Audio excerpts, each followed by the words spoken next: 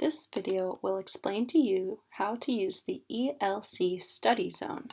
So this is the English Language Center of the University of Victoria, and they have a number of reading topics that you can learn about. So what you're going to do to practice is to choose a topic.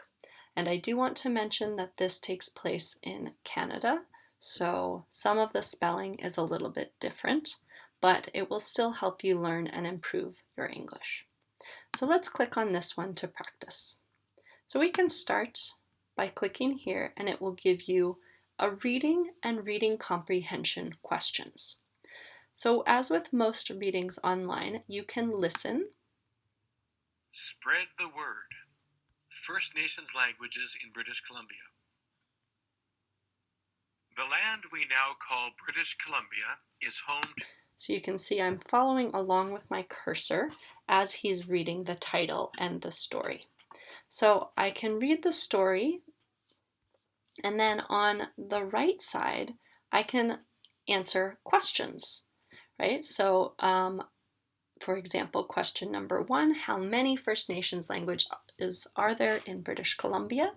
I would click on one of these based on what I read in the story.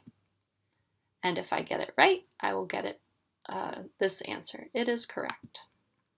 Right? If I get it wrong, it will ask me to find it in the story and try to read it again. So I can answer these questions and look back at the reading. Then I can go on to the next exercise. So this is to recreate the story. So I'm going to try to use these sentences and recreate them into the correct story. So in this case, I'm going to say, the land we now call British Columbia is home to many more First Nations. And I know that's starting with a capital letter, so I think that's the first one. And then First Nations what? Well, I know the story is about First Nations languages, so probably A, right? Then it completes that for me, about 32 First Nations languages, right? So what it's going to do is it's going to keep adding more things, and if I get one wrong, it will just tell me I'm wrong and I have to go and find the next one. So it's going to try to recreate the whole story for me.